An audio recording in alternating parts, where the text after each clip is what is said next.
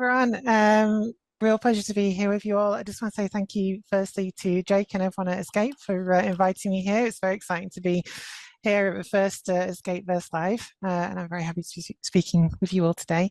So yeah, my name is Amy Ash, and a little bit about me.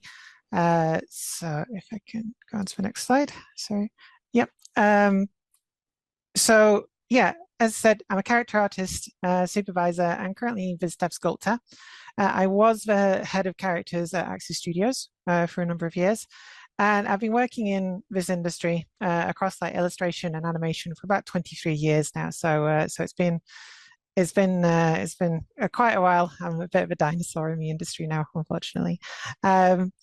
I was previously a generalist with a focus on character concepting, modeling, and animation, and I'll talk a bit about that in a moment when I kind of go through my early career.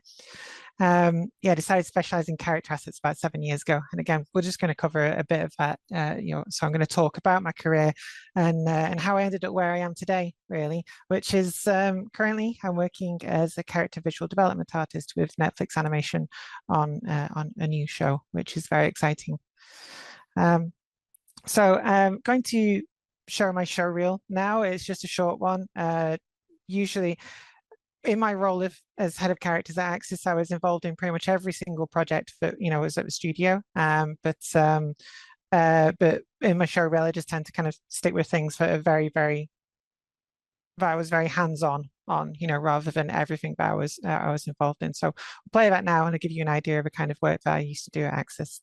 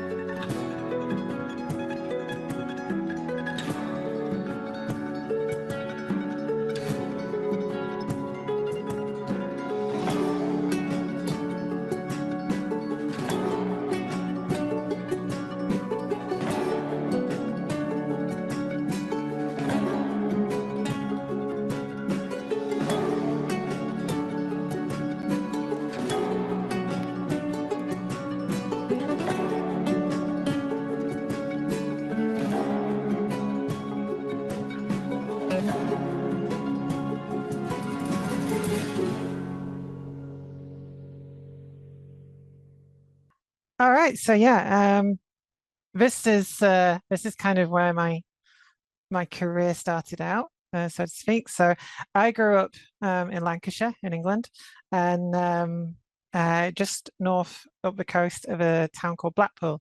And if anyone doesn't know Blackpool, it's a very crazy seaside resort in Lancashire. It's got its own mini Eiffel Tower for some reason, and it's pretty bonkers. It's all kind of arcades and all sorts of things going on. It looks like a really nice sunny day up in this picture in the top left here, but it's usually very cold and wintry and raining. Used to walk to school at 45 degrees because it was so windy. But just down the road from me, I knew I was always an artist when I was younger. I was always drawing and wanting to get into art in some way. And then I found out that just down the road from me was this place called Blackpool and Fowle College, which is the building in the black and white photo in the bottom left there. I wasn't there at the time this photo was taken. It's just the only photo I could find online, unfortunately. Yeah, and there's a photo of kind of a staircase just inside there that I used to walk up every day. And my course that I did there was called Scientific and Natural History Illustration, which is painting animals and birds and wildlife and yeah, plants and things like that in watercolor and oil paint and acrylic. So there really weren't that many courses in animation, CG in those days. So, and I didn't know that those jobs existed. In truth, I didn't know that animation was a career path for me. I was very much, a stills artist, a painter. And these are the only two bits of artwork I have remaining from that time. The one on the far left is yeah, daffodils in acrylic.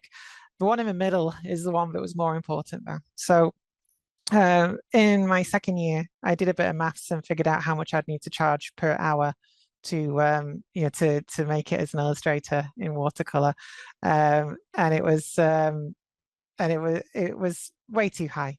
I knew that no one would employ me, so I started working in um, in Photoshop. I had a very very tiny Wacom tablet. It was just a few inches across, pretty much, and I started doing work in Photoshop. And I got commissioned by a studio called Studio Liddell in Manchester to do some dinosaur illustrations for a pharmaceutical calendar. I did about 12 or 13 of these illustrations, and this is the only thing I have remaining. They are all on that backup CD, but it's in a Mac format from 1999, so I cannot open it at all.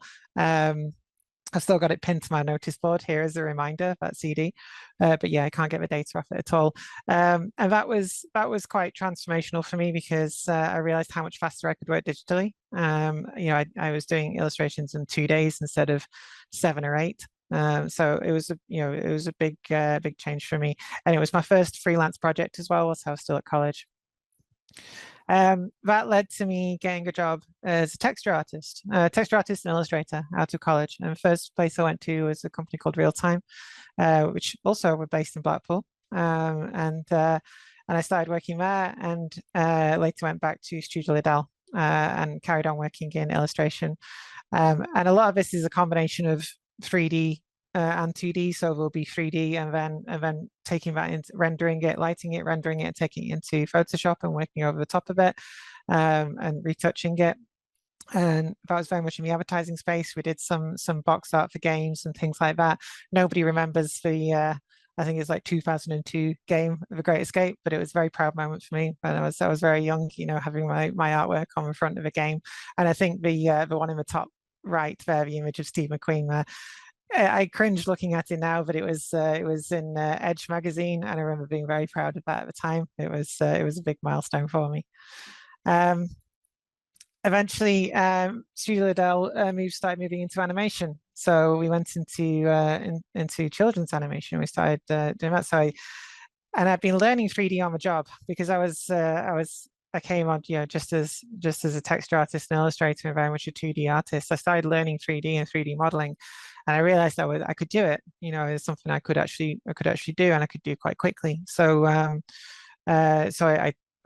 I taught myself how to model, you know, whilst I was working, and I kept on adding different parts of the pipeline to the things I was doing out of necessity, because doing all that illustration work, I had to do lighting, I had to do rendering, I had to do a bunch of different things. And then we got this TV show called Roy the Racing Car. I don't know if anyone remembers it at all, but it used to have Peter Kay voicing Big Chris. I think he was called the main character, the character that kind of owned this racetrack. And it followed the adventures of this little red car called Rory. It was usually like a moral of the week, you know, to each story. And the whole show was stop motion. And what we had to do was all the racing scenes, because it was quite difficult to do big dynamic action sequences in stop motion, especially at the budgets that were being worked to. So we were doing all of the racing scenes, all the crash scenes and things like that. And on this project, I modeled most of the track. I modeled a good proportion of the cars, probably about 50% of the cars. I also rigged the cars, and my good friend Niels is in the audience, I see, and he will probably laugh at the idea of me rigging anything. But yeah, I rigged the cars for the first season. In the second season, we got someone proper to come in and do the rigs, so we actually didn't break all the time. But I also started doing animation, and I spent quite a bit of time animating on this show. So I was on the show for about 3 or 4 years. After that, I kind of decided I wanted to move on, because I think after 4 years of children's TV, I wanted to kind of do something a bit grittier, a bit more kind of grown up. So I moved on to a different studio in Manchester called Flipbook. There I started doing concept artwork as well. So that bottom left image there is a concept, 2D concept painting, and trying to focus in more on character work at this time. Still in the advertising space, a bit more in games as well. So you're advertising there for one of the Metal Gear games, things like that, and Total War Arena and stuff like that. So still in that advertising space, but trying to kind of focus on characters a bit more. But the thing was, I was still doing everything. I was still doing animation a lot. I was still doing lighting, rendering, concept artwork as well, modeling, texturing.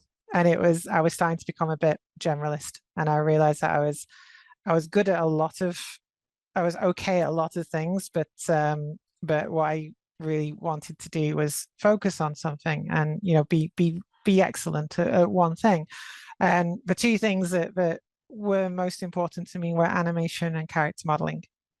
And it was one of those moments where I had to be a bit honest with myself and realize that I was an okay animator, but I was never going to be a great animator. I don't think I was never going to be, in the top, go as far as I wanted to. Whereas character modeling, I felt like I had a good chance of progressing further in that. And plus, I just love modeling characters, and modeling is the first thing I started doing, and it's why I love doing. So that's why I started focusing on. And so I kind of jumped off the deep end, quit my full-time job, and went freelance. Turned down some jobs that didn't, that weren't character based. Went to work at places like Passion Pictures, Aardman, places like that. Had a fantastic time there, and Nexus as well. Really fantastic studios based in London that I had, really good memories of, and learned a lot there as well. Just in a short period of time, learned a lot more. Got a lot more exposure to different workflows and different experiences. And I also applied to Axis because Axis was a studio that I looked up to for a long time. And I really, really wanted to work at Axis. And I wanted to be in the character department at Axis. And I sent off my portfolio to Axis and I got a reply. And I ended up in a call with someone from Axis, Ewan, who was the head of assets at the time. And they lined me up to be on a project, a very stylized, cartoony project that immediately got cancelled. And I didn't hear back from Axis again for a little while. So felt a bit sorry for myself for a short period of time, and then I decided to keep pushing forwards and try and improve my portfolio. So I went on a character creation course with an artist called Jason Martin, who used to work at ID Software and places like that. A very, very talented character artist. And that's what this kind of fawn character is one I did on is one I did on that course there. Still doing freelance work like Shell Towers on the right there, just freelance character work and trying to improve my portfolio and work through that. And then sent it all back into Axis again, sent all my portfolio back into Axis again. And I remember Ewan coming back to me and saying, wow, you've been busy, you've improved a lot. And then they brought me in to work on a project called The Elder Scrolls. And I'll go on to that in a moment. But first of all, a little bit about Axis Studios. So I joined there in 2018. Axis ran for 24 years. It's headquartered in Glasgow.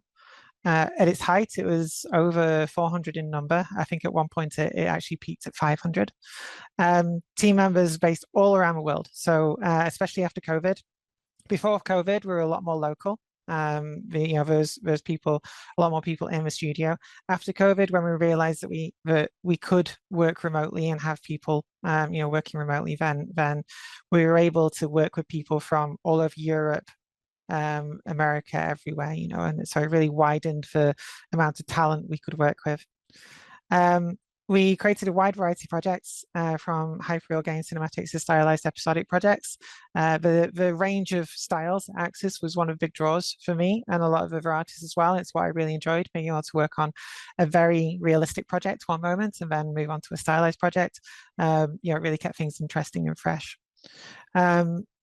Axis also completed its first animated feature film for theatrical release, which was called Scrooge: A Christmas Carol. And that was completed during COVID. So literally the film had just started. We all had to go and work remotely. We had to deal with setting up IT. IT worked overtime to get all that set up so we could all work remotely and carry on with that project. And it was a real credit to everyone who worked at Axis at the time, the team on that on that film, that that it was produced to the quality and on time and to budget. It was a real success story for the studio. It actually got into the top 10 of films at Netflix when it came out, so that was really good. Some of the clients that we worked with, Blizzard, Riot, did a lot of work with Riot over the years. Netflix, obviously, with Love, Death and Robots, and a few other things. Wizards of the Coast were a regular client with Magic the Gathering trailers. And then Microsoft and also Sony, because we did a lot of the Destiny cutscenes. So a lot of the Destiny cutscenes right up until the final shape or all access work. So yeah, a huge amount of work for those studios. Also Bethesda, and lots of game studios besides Amazon Game Studios as well. So a really wide roster of clients. Disney towards the end, of course, because we worked on a big Marvel show.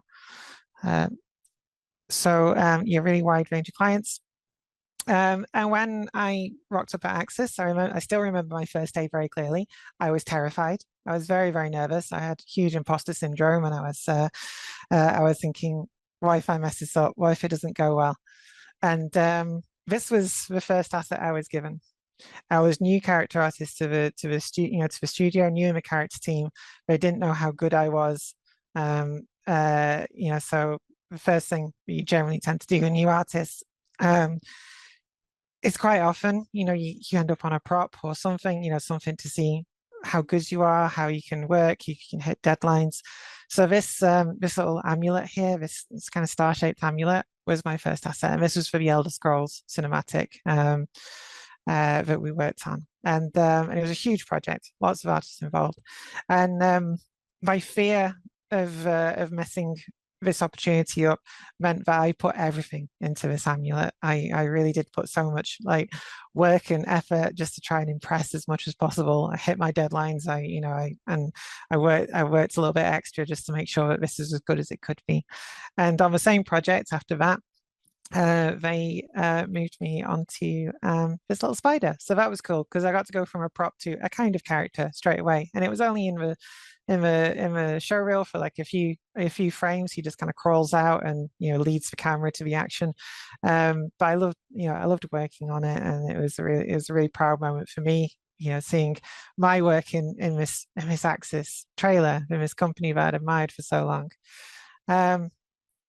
And I kept on working and building my way up until eventually this little guy, who was my first character at Axis, and I actually modeled and textured and groomed him all in Houdini, and that's terrifying in itself. I've been working in Max and Maya for years, and then you get to Axis and they sit you down and they say open Houdini and start working in this, and that was certainly terrifying itself. But thankfully, the team at Axis were lovely people, very patient and very willing to give their time to help people and to help people progress.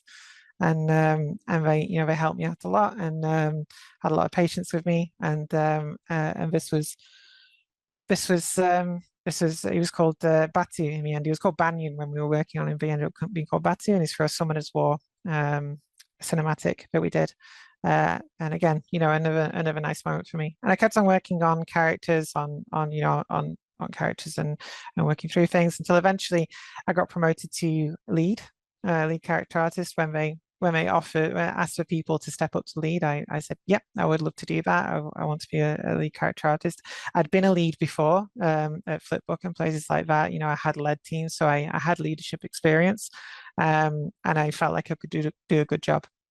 So I said, yes, I'd like to be a lead, and they agreed and made me a lead character artist, and I started working on some more shows. And this was one of the early projects that I led on. This was the Tales of Runeterra series for Riot Games. I did the first. I was lead on the first batch of these. The first, I think it was 6 episodes of these, and we had a whole range of characters from Riot.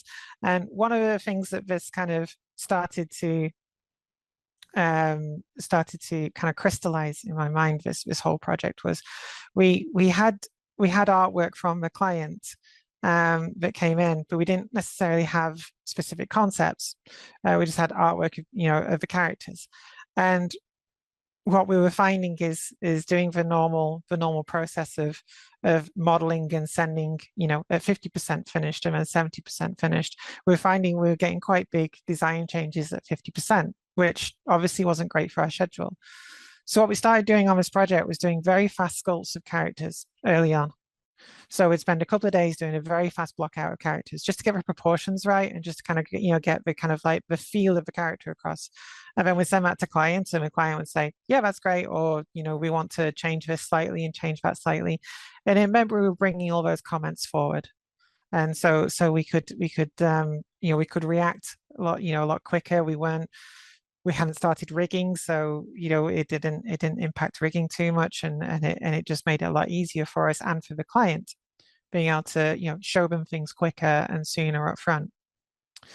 And that was something that stuck with me quite a bit. And the next project that I got put onto leading was the Tall Grass, which was an episode for season 2 of Love, Death and Robots, and I was really excited about this. As you can imagine, you become a CG artist, and shows like Love, Death and Robots are the kind of thing that we all love to work on. They're exciting. We get to be more creative on those shows, and they're very much made for the love of CG, and so that's an animation, and that's really nice to be a part of.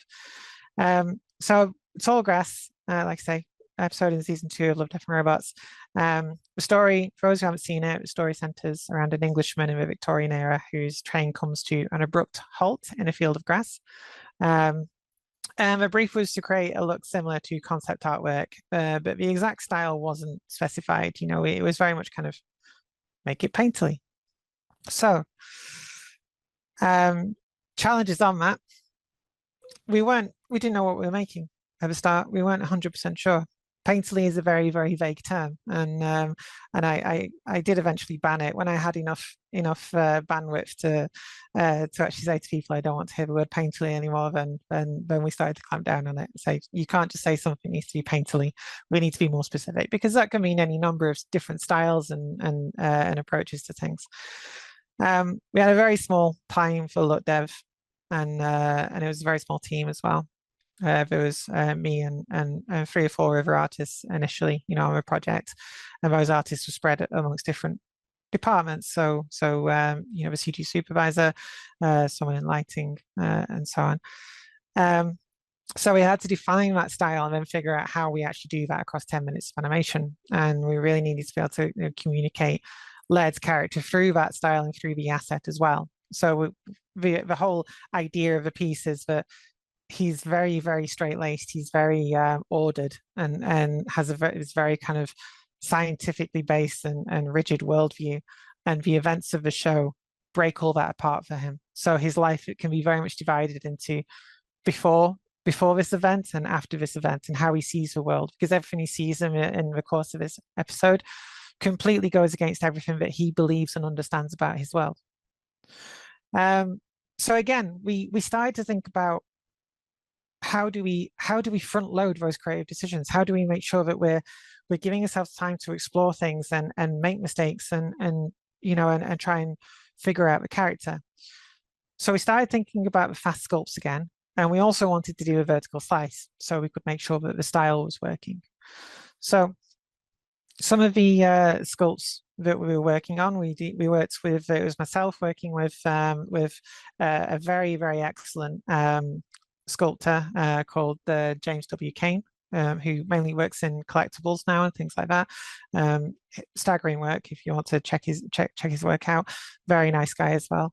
And we started going through different options of how the heads could look, how his face could look and things like that. This one in the top right here is my original sculpt of Laird, and then these are the ones here. So A is my original sculpt, and then ED and F are some of the variants that James was working on. In the end, we stuck with something very close to the original sculpt, but we tried different surface finishes as well to see how that affected the rendering. And this was great to send to client. We could send these very fast loose sculpts to client. We weren't worried about topology or anything being production ready or anything like that. Um, so we could really kind of nail the character that we're looking for.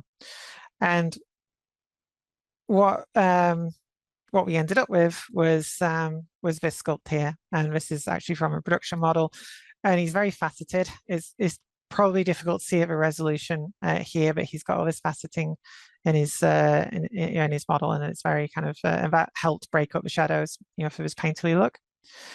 And then we have a LUT dev on top of that. And this is actually an early test that I did. This is, again, my rigging and animation, that I did very, very quickly just to try and get something moving, because it's all very well doing still renders, but we're making a, we're making an animation that's going to be moving. So we needed to see how this would break up.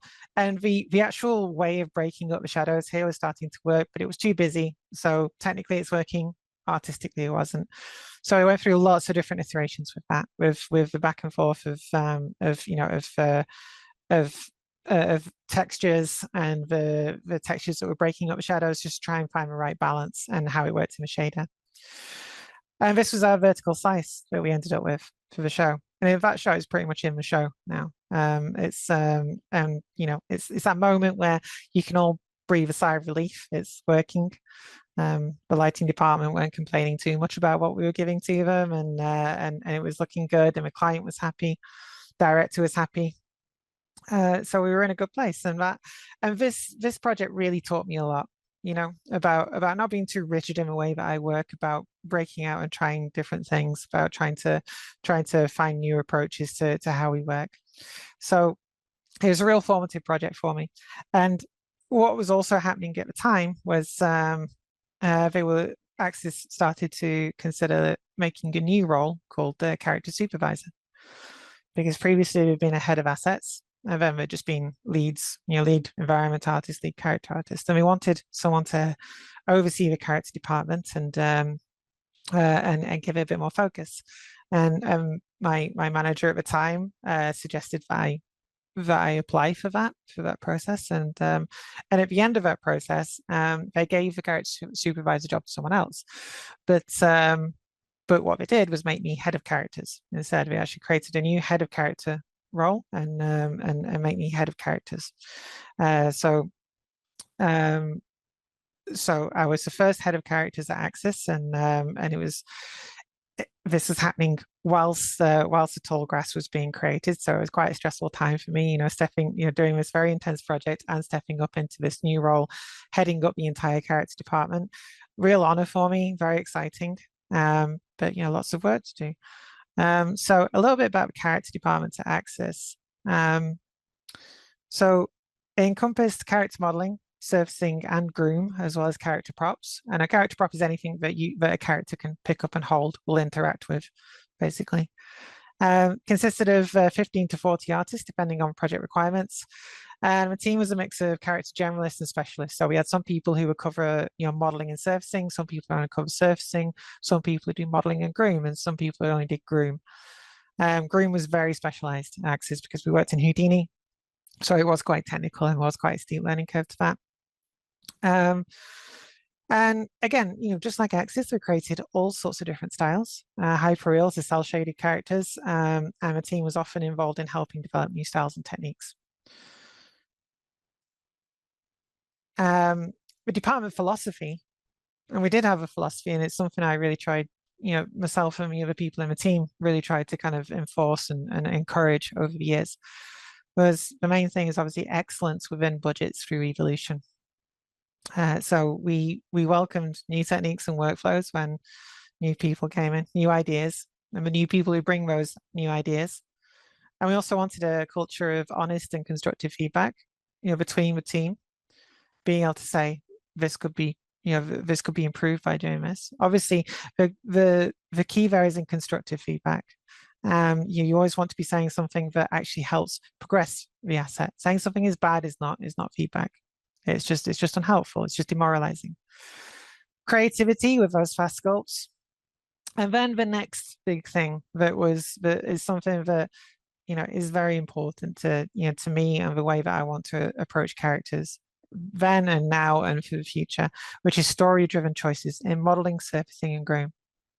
I'll go into that in just a minute. Line of sight, hugely important. We're making a cinematic. We're not making a character asset for a game where we see it in every single view all the time. We're making it for a cinematic, so we have very specific shots. So we need to focus on where we're going, to put the money on the screen, so to speak. Be part of the solution. So offer ideas, alternatives, and ways to plus the work. Very often, when you're working as a character artist, if you're a character artist with 7, 8 years experience, and you're talking to someone and they say, there's something not quite right with this character, but I'm not sure what it is. You're the specialist, you're the person who spends all the time working on characters, looking at characters. So I think it's important never to feel afraid to kind of offer a solution, try and offer, a way forward with work. It's very easy sometimes to hear someone say this character isn't quite working and kind of go, oh, I didn't like it, I'm going to go away and sulk. But instead, try and understand, and try and offer a solution and try and find that way to move everything forward. Teamwork, obviously, huge part of anything that we do. Everything for me, teamwork is one of the joys of my career. I love working in a team, working with other people who make me better as well, who push me to to be better every day, and the work always ends up being better. It's a real joy to see the work kind of go from from one department to another. And again, I'm going to name check Niels because he's already commented. I know he's listening to this, but Niels in the rigging department. Remember, we used to work with him quite closely. We'd do a head, send it to him. He would do his amazing blend shapes, and you would just see this character come to life. And it was very exciting to see that. To see an asset get plussed like that and evolve. And then ownership and empowerment. I think that's really important because people do better work when they feel that they have some ownership over something and they have some ability to influence what they're doing. Okay, so just quickly, I'm going to really rush through this because we're a little bit short on time. But the character workflow was concept, proxy sculpt. We get the concept in, we do a proxy sculpt or a concept sculpt and supply that to rigging for previs. I then go through the process, refining that sculpt, retopologizing UVs, final detail sculpt, topology and UV cleanup, then texturing and shading and groom towards the end. So it's fairly straightforward. Nothing too fancy there. But I want to focus just for a little bit on this whole idea of using story to elevate assets. So story for me covers several aspects for a character, and I'm going to separate into 3 different phases here. Got the origin, so where are they from? Who are they? Where are they from? The journey, where have they been? What has happened to them? What have they done? What are their values and beliefs? Present, where are they now? What are they doing? How are they feeling? How is whatever the situation we're in, how is that impacting them right now? For an asset, it's all the same questions pretty much. Origin. Sorry, I realized that I should have replaced this text here. I've probably copy pasted it and forgotten to rewrite it. But for an asset, say a bag or something like that, the origin is very much kind of where was it made, what's it from, how is it constructed, all those kind of things. The journey, what has happened to that asset over time, where has it been stored, how has it been carried, what has it been used for, all those things that might have happened to it. If something is made and then kept pristine in a drawer for years, it's going to look brand new. If it's carried around in the wild for years and goes through swamps and all these kind of things, it's gonna bear all the marks of that. And then present again, it's what's happening to it right now.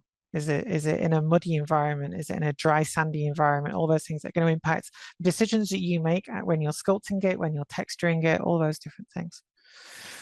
So story informs construction of an asset, types of material, quality of construction, the condition of it now, how dirty, damaged, and worn it is, and how that builds up on the asset.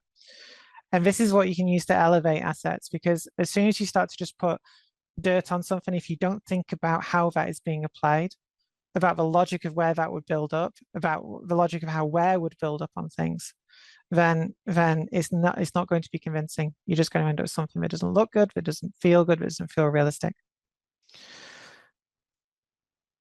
So, for instance, you can say, model me a sword.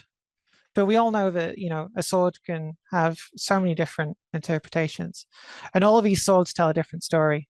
And just by looking at them, you can extrapolate, who owns that sword, where they're from, what social class they might be, how old they are, even on the case of the one on the right, and then the sword itself, how used it is, and the quality of its construction.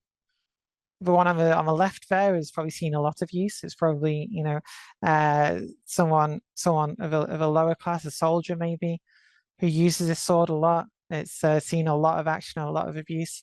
The one next to it, second from left, it's probably not seen a day of combat in its life, and it's very much an ornate ceremonial sword.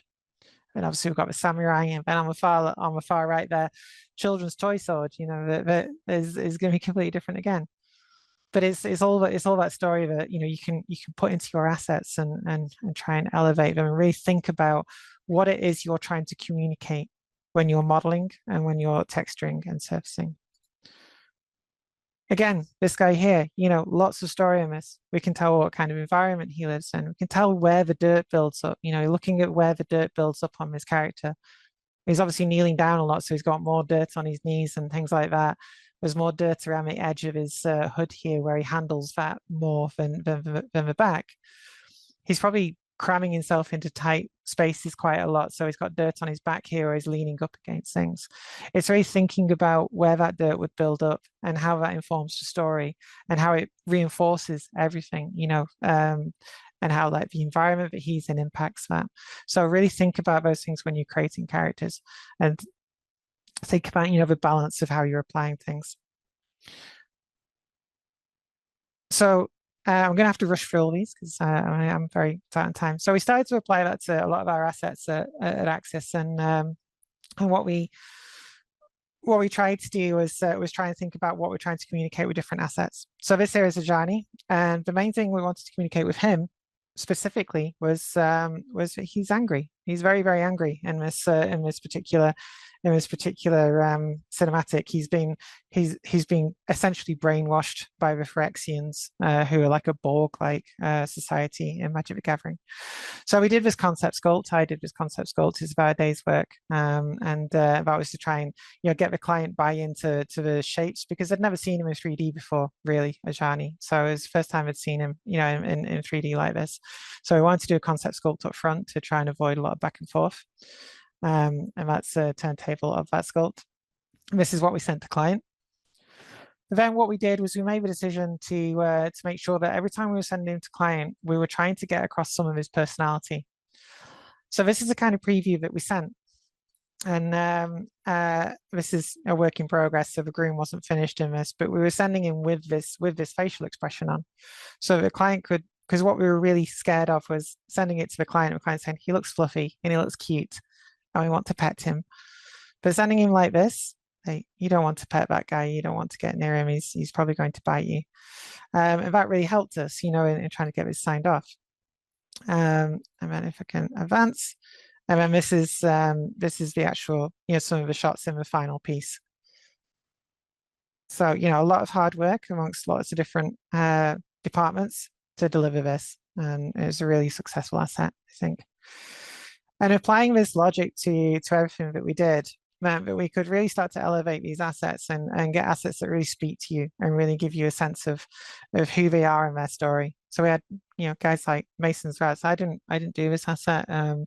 As it's very talented people worked on this. I was head of characters at the time, so I was a little bit more removed. But this was Mason and Mason's Rats and Love, Death and Robots. And everything about his surfacing kind of tells you a story, even about his hat or something like that. Or this guy for Amazon Games New World expansion. The placement of the dirt, the wear and tear on his clothing and everything, the marks on his face, the scars and things. They're all there to tell you a story, and every decision that's been made on that has been informed by story. Again, this was sculpted by Dulce and Dulce Segarra Lopez and surfaced by Sebastian Derridas, if I am correct. Two very talented artists. So what else makes a great character? Anatomy, definitely. And I could have put that 3 or 4 times in this list. Balance, form versus detail, and distribution of detail across an asset. So it's all very well putting lots of detail into something, but if your underlying forms are not good, then it's just going to look busy and overcrowded. And you want to be able to lead VI. You want to be able to lead VI to areas you want people to look at and focus on, and move back. So you need that balance of detail and rest areas.